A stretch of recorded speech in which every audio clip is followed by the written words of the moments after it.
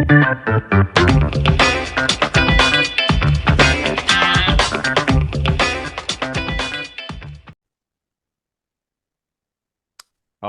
right, we are back with another episode of the Real Estate Investing Club. It is a beautiful Wednesday here in Seattle, nice and cloudy, just like we like it. Today is a good day because we got Shawn DeMartile with us from sunny San Diego. Shawn is an expert in multifamily, also hotels and Airbnbs. He got his start as an air traffic controller, which is an interesting story. So I'm super excited to jump into this. Shawn, thank you very much for hopping on the show. Yeah, thank you so much for having me on the show. I'm pumped to provide as much value as I can to your listeners and hopefully inspire some people to get out there and get in real estate. There you go. I told you before we got on here, we like to start with stories. We like to hear how people got started in real estate. I know you got a good one, so take us to the beginning of your story. How'd you get started? So starting from the beginning, like you alluded to, I was an air traffic controller. I actually did it for 5 years for the United States Navy here in San Diego. Got out, and after I finished my service, I got hired by the FAA, Federal Aviation Administration, doing it for the government. I controlled all the approaches and departures around Orange County, actually. So John Wayne Airport, Fullerton, Long Beach, all those. And I was making good money, felt like I had my dream job, felt like I was set. But I was also like working these crazy hours, usually only had 1 day off a week because they can assign you mandatory overtime since there's a shortage of air traffic controllers.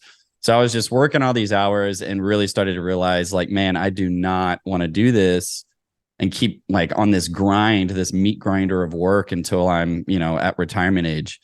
So then I started really reading and getting obsessed with FIRE, financial independence, retire early, that whole stuff. And then one day a friend, this is back in like 2017 or something like that, when a friend recommended Bigger Pockets to me, that I would listen to that podcast. I threw that on while I was on a road trip up to Yosemite, and listened to episode after episode. And then I just got hooked because I was hearing all of these amazing stories from PE teachers and single moms with 4 kids and stuff that were building these real estate portfolios and then eventually able to live off of them from the cash flow. And so that was like a light bulb moment of an avenue I can try and take. And it really kind of just all snowballed from there. Really, like the short version is I read lots of books, every book I heard of off of a podcast or something. I listened to every podcast I could find about real estate, started my own podcast, and then eventually got my first property, which was a 32 unit. Shortly after that, got a mentor. Then we started syndicating larger apartment complexes. And then, the rest is history. So you started a real estate podcast before you closed on your first property? Yeah. Yeah, nice. I did. I love that. And I've actually, so on this podcast, I've suggested people do that because it gives you authority, and it gives you, even when you're talking with sellers, it gives you the opportunity to say, hey, I do have experience in here because I have this podcast. They'll look at you, and even brokers will look at you and have a little bit more confidence that you'll be able to hit the closing table. So that's awesome that you did that. You're actually the first person that had that idea, but I love that you got there. And I like that you said originally, you got into real estate because it is the avenue that the average person can use to achieve financial freedom. You mentioned like PE teachers, single moms, it doesn't matter who you are. If your goal is financial freedom, real estate is, in my opinion, it's the easiest or most not guaranteed, but more straightforward way to reach your goal. Absolutely. I mean, what other asset class can you borrow, 95% plus of the money you need to invest and have all of these different strategies, from house hacking to flipping? I mean, there's ways for you to do this with basically no money. I'm not saying that's easy, but it's possible. It just, for me, was the clearest path, especially when so many people have gone before us and done it and replicated the success over and over again. You don't have to reinvent the wheel. Yep. Yeah. And that's another great thing, is that it, creating a business and doing something completely new, a unicorn business is exciting, but it's not the guaranteed way. And that's what's awesome about real estate. It's been done so many times by so many people. And if you want to learn how to do it, you can do it. It's not a mystery. It's not rocket science. You can just go out there, go to Bigger Pockets, listen to podcasts like this one, watch YouTube videos. The blueprint is out there, and all you need to do is just follow the steps. So Especially nowadays. I mean, think about it. Like nowadays, all of the information, basically all of the questions you could have are really at your fingertips, yep. which people 20, 30 years ago didn't have. I mean, it's easier now than ever, minus the home prices, but yeah, minus the home prices. I want to get into your real estate journey, but before we do that, yeah, I was just curious. You said you got your dream job as an FAA, air traffic controller. I'm just curious, what got you into becoming an air traffic controller? Why did you think, why did you see that as your dream job? yeah, that's a good question because it's such a like unique job that, there's not a whole lot of air traffic controllers and stuff. So a good question. But essentially, I was going to college. I grew up in Louisville, Kentucky. I was going to the University of Louisville. I'd already switched my major once or twice. And, I was just poor and trying to scrape my way through college. My mother worked for TSA and she had a girlfriend who was married to an air traffic controller. And, my mom gossiping with her about, my struggles through college. She said, oh, well, Tim or whatever his name was, said Shawn can come up and check out the air traffic controller tower and see that job. I went up there, took him up on it, checked it out, was talking to everybody in the control tower. And probably 90% of the people I met there were all telling me they were ex-military, ex-Navy, or ex-Air Force. And they told me how much money they were making, how air traffic controllers are needed so much, and that it's basically a plug and play if you get the military experience. And I was sold like right away. I think shortly after that, I signed up to be an air traffic controller for the Navy, and it worked. There you go. All right. So moving back to your real estate journey, take us back to that first property you bought. So you started the podcast, which is awesome. And then you bought your apartment unit. Did you go into single family or did you go directly into multifamily? I went directly into multifamily. I really wanted to go directly into multifamily after, if you study real estate and listen to podcasts enough, you will hear about, investors' natural progression for the most part with starting with single families or whatever their strategy is, and eventually trying to get into larger multifamily because of the economies of scale and all that. So I wanted to jump right in. I actually got my first property was a 32 unit apartment. I didn't get that by myself. I split that with 5 other people, and it was a joint venture. And I liquidated my 401k in order to come up with. Before you go on, you said you split it with 5 other people. Tell us, how'd you find it? How did you meet these people? Like really dive deep into that first deal that you did.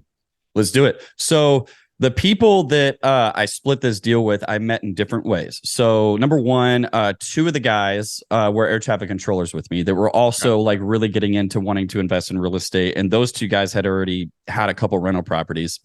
Then, or actually 3 of the guys were air traffic controllers with me. And then the other 2 guys that I split it with, I met one of them at our real estate meetup. And we kind of, because we started the podcast, but we also started a local real estate meetup simultaneously.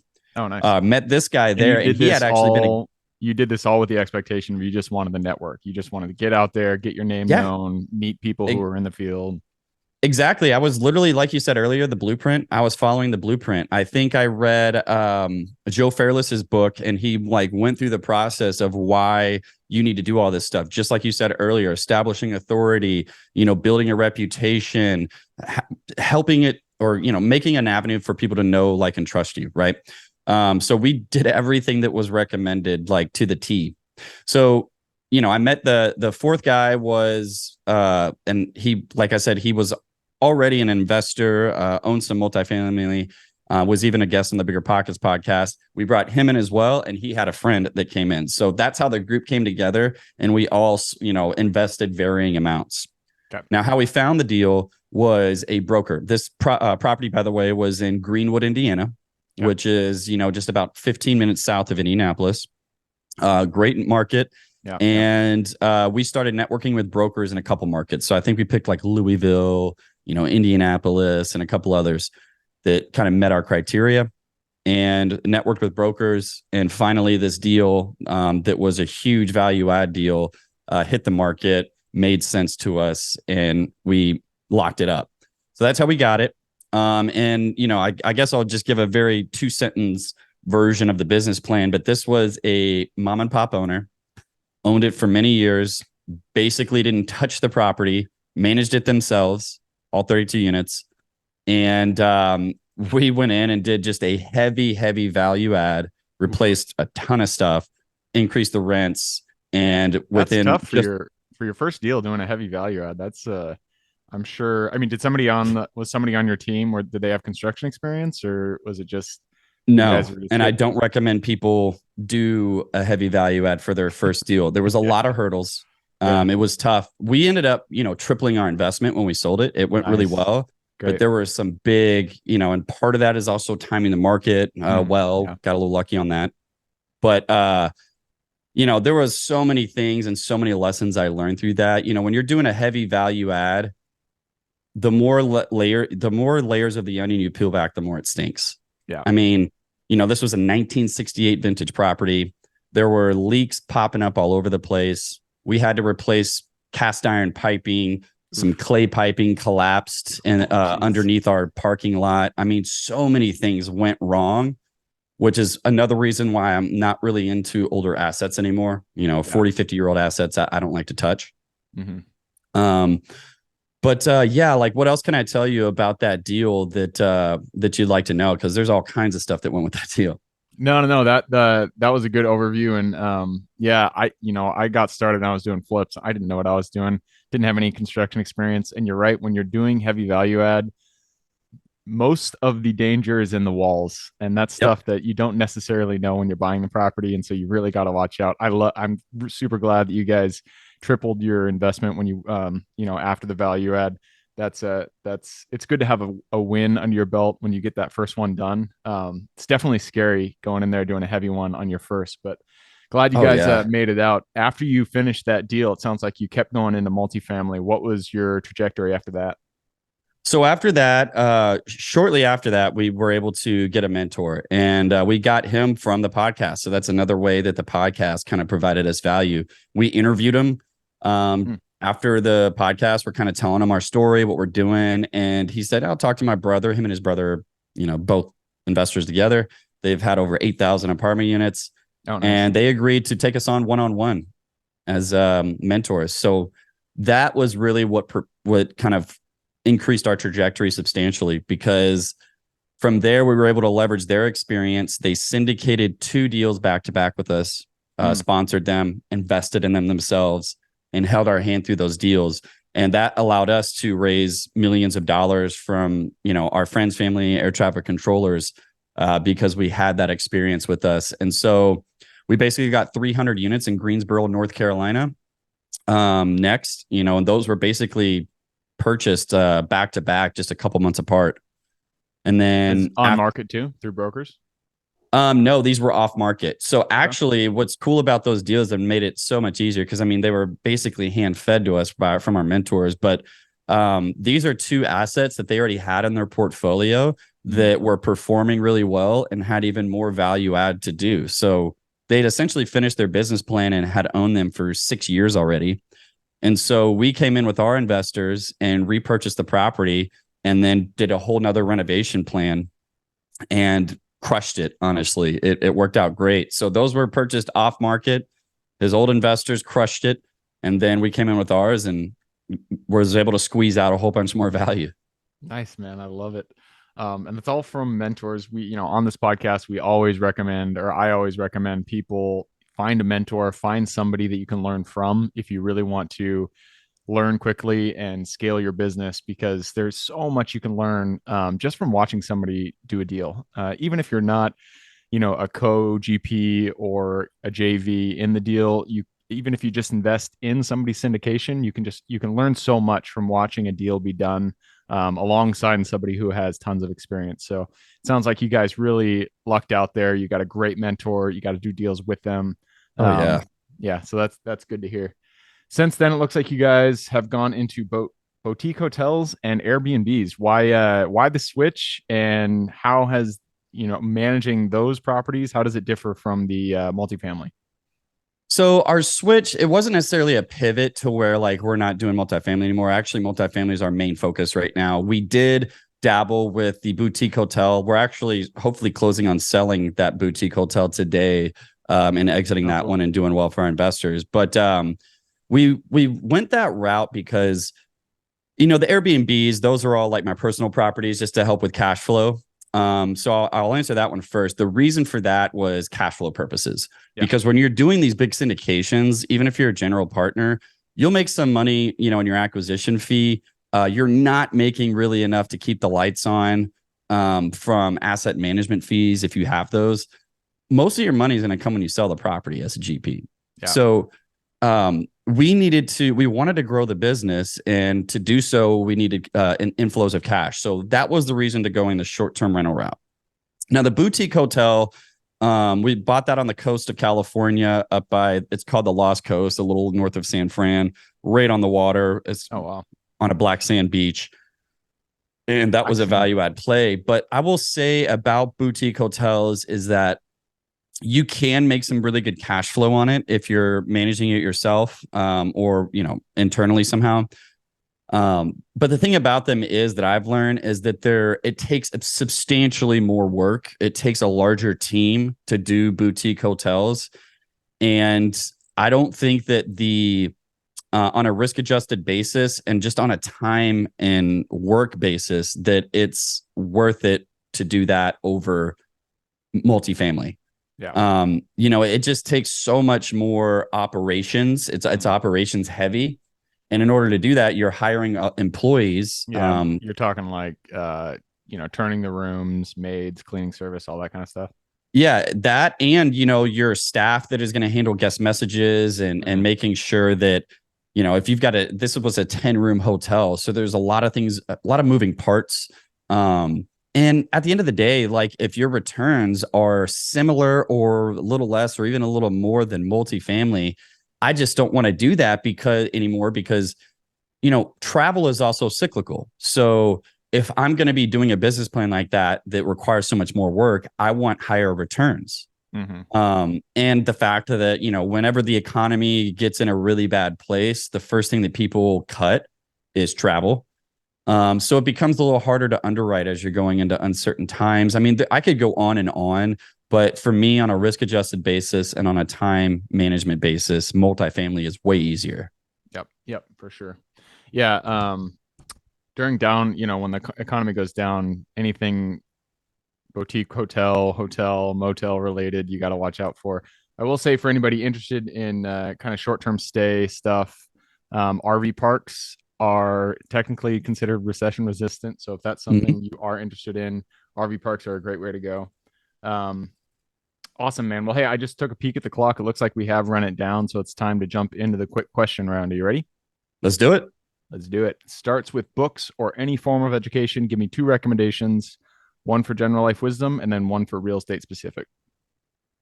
So for general life wisdom, I think How to Win Friends and Influence People is an easy one. I've read it 3 or 4 times now, and I just started rereading it not long ago, like a month ago, slowly. But that book you could apply it to life, but also business. And it's really helped me in both facets big time. Real estate specific, I think one of my favorite books is going to be Joe Fairless's The Best Ever Syndication book, just because that applies to my business. If you're interested in syndicating apartments, it's a really good starter kind of blueprint to lay down like a foundation of what you need to learn. So I love that book. I think it's great. It even has a glossary at the end with like all of like key investing terms and multifamily terms. So it's a good starter book. Cool. I love it. Joe Fairless, and then How to Win Friends and Influence People. Who was that written by again? Dale Carnegie. Dale Carnegie. Yeah, that's a really good one. Oh yeah. All right. Next question is for your younger self. So let's go back to Shawn, who was just in his FAA or his air traffic controller position. He was thinking about investing in real estate. Go back to him, look him in the eye, give him one piece of advice moving forward. Stop spending your money on anything other than saving it to invest in real estate. Stop blowing it. I would want to slap myself in the face and tell myself that over and over again, and tell myself to buy as much property as I could right then and there with those low interest rates. Yeah. Yeah, man. I was working corporate before I got into real estate, and I was making, 100,000 something, and I never had money, and I don't know what I did with all that money. I was just like, I'm just going out eating it away, drinking it away. I don't Nothing to know what show happened. for it. Yeah, exactly.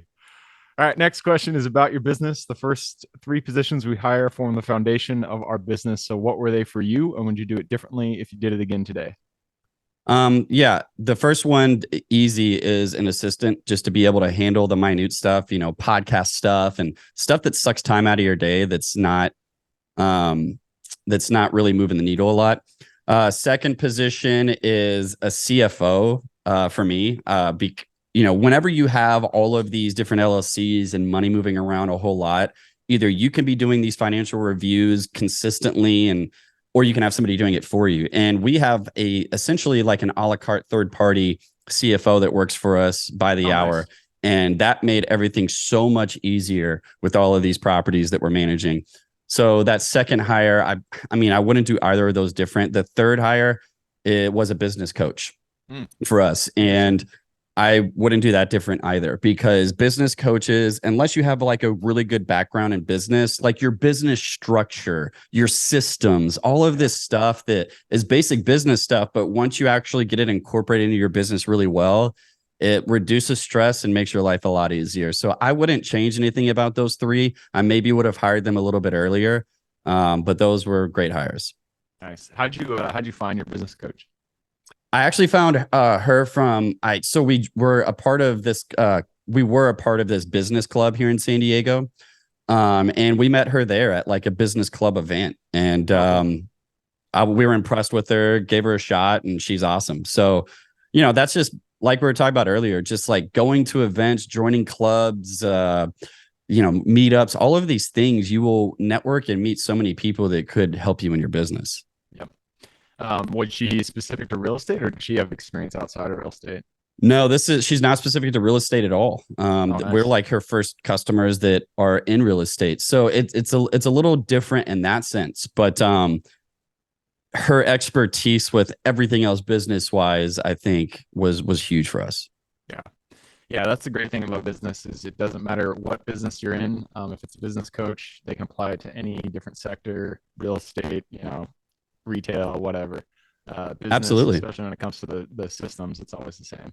Oh yeah. All right, next question is about the US. It's a big place, a lot of opportunity out there. Give me the single metro, the single city you're most excited about investing in today. I'm going to throw you for a loop here because you're not expecting this, but San Diego, California. And I'll give you the quickest answer that I can. San Diego has a really bad supply and demand problem. They're geographically constrained with the ocean, Mexico, mountains, and Camp Pendleton military base. All of the vacant land has been built on. So the city is increasing density, and they have this crazy municipal code now to let you build basically apartment complexes where single family homes were. On average, 17 people or 17 renters are competing for the same apartment here. Oh, wow. So, I'm just a big believer in seizing the moment when there's supply and demand issues like that. So we are now developing apartment complexes here in San Diego and doing well. So I'm really bullish on this city. It's growing. A lot of people from the Bay Area moving down here, a lot of jobs. So I'm bullish on San Diego. Very cool. And yeah, San Diego, didn't you guys just pass kind of a similar thing that Seattle passed, or maybe Seattle passed it after you guys passed it, where you can basically add a dadu to any single family lot out there? Yeah. So, they expanded it. So San Diego is the only city in the country to have a bonus ADU program. So Mm. ADUs, for people that don't know very quick, are basically apartment units you can add to a single family home. Some states, allow a maximum of two, including California in most cases. And San Diego made it to where you can build an unlimited number of ADUs up to the floor area ratio of the lot. So that's why, you can, depending on a couple factors with the lot, you can build 10 units, 20 units, 30. I've seen 40 units. So, yeah, it's a really kind of unique strategy. So you can build an ADU up to the lot lines. I mean, obviously you have your setbacks, but you can fill the entire footprint of the lot with ADUs. Correct. Yeah. So, the floor area ratio, like, depending on what a lot is zoned, it'll have a number for the floor area ratio. So let's just say it's 1.0. You multiply that by the lot size and then subtract the home's existing home square footage, and that's how much livable square footage you have left that you can build on the lot using ADUs. And then as an example, we have a property a half a mile from the beach that we're building 9 additional units on. So it's going to be a 10-unit complex with a 3-story apartment behind the house. Wow, that's awesome. Yeah, especially in those markets that are constrained like that, building is absolutely fantastic. And if you can buy a single family with the ability to expand that, I'm sure the return there is great. So yeah, especially because we're building these for on average like $200,000 per unit, and they will trade and sell at $450,000 plus per unit. Yeah, I was gonna say the median house purchase price in San Diego, it's got to be up there, 450, 500,000. Yeah. Crazy. Oh yeah. All right. Well, next question is about finding deals. You've kind of already alluded to this, but what is your favorite way to find good deals? So for single family, which is what we're buying now, my favorite way is wholesalers. Just calling as many wholesalers as you can, have them working for you, and you basically pay them an assignment fee for their work. It's either that or you can set up all your systems yourself with direct mail marketing and whatnot. But we like wholesalers because we're busy guys and it's easier to do that. If you're going to be doing multifamily, no question, brokers. However, you can do the same strategy with multifamily by reaching out, direct mail marketing, calling, emailing, whatever, owners. And that's also a good way. But going directly to brokers and networking with them is the easiest way to get deals.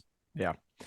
Yeah, once you get we do direct to seller, so we do mailers, texting, cold calling. Once you get the systems up, I feel like it's easier to do off market. But if you don't have the systems in place, brokers are definitely the way to go. Oh yeah. All right, second to last question is about your lessons learned. So not every deal goes the way that we expect it to. What is one deal that kind of went south, and what was the lesson you pulled from it? My very first deal, that 32-unit apartment that we ended up doing well on, that was the one that went south. And it went south because we ran out of basically capital to continue renovations. And we were able to borrow money from a private investor to finish the business plan. But from that, I learned that number one, what you're dealing with really old assets. And like we talked about earlier, peeling back the walls, and there's more and more issues. But I think the biggest lesson was doing extremely thorough inspections and really understanding every little thing I'm going to have to do to that property. Scoping every single one of the sewer lines to make sure that especially if it's an old asset, to make sure that those old cast iron pipings, et cetera, can handle the load. The air conditioners, I'm always checking HVACs now to get their remaining useful life or estimated remaining useful life. Because that property, we had like 2 air conditioners a month dying on us in the summer. So I learned a lot of lessons about just really, really thorough due diligence. And that's what I would recommend to anybody listening to this podcast. Pay extra money and do the most due diligence that you possibly can during the due diligence phase to know exactly what you're getting yourself into. Yep. Yeah, second that. And I like that you said I don't know if you said this, but it definitely was implied that you wish you went in with more capital. Because I've run into that so many times, and I freaking haven't learned my lesson yet. But when you scope out your work, multiply it by 1.2. Make sure you have enough capital, because things are always going to come up that you didn't expect. Even if you did great due diligence and you feel like you know everything, sometimes things just happen.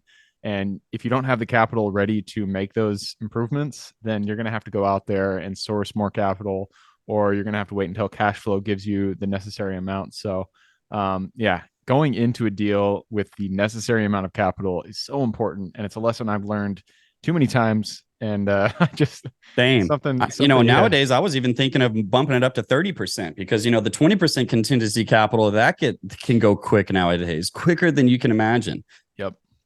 Yeah, it's definitely a good lesson. All right, that leads us to the very last question. This is for the listeners. I'm sure people want to reach out, get in contact with you, learn a little bit about what you guys are doing down there in San Diego. So what is the best way for people to reach out? So the best way is you can reach out to me on Instagram. It's my first name _ last name, Shawn _ DeMartile, which you'll be able to get the spelling for that from this podcast episode. The other way you can find me is investorshawn.com. My name is spelled SHAWN, investorshawn.com.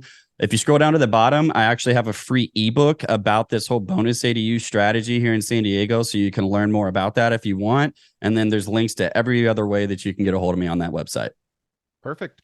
So that is investorshawn.com, and then Shawn DeMartile. DeMartile is spelled DIMARTILE. And I will put those links in the show notes. So if y'all want to reach out, just click a little more in the description. It'll pull down the full description. In there, you can find Shawn's link. All right, man, that wraps it up. Thank you very much for hopping on the show. Thank you so much for having me. I really appreciate it. That was awesome. Absolutely. For everybody who's here with us today, thank you guys for showing up. You are the reason we do this. So if you guys have any questions whatsoever, reach out to me, Gabe at therealestateinvestingclub.com. And if you guys want to support the show, all we ask is to give us a like, subscribe, share, all that jazz. Other than that, I hope you guys have a great week. Keep rocking real estate, and I look forward to seeing you on the next episode.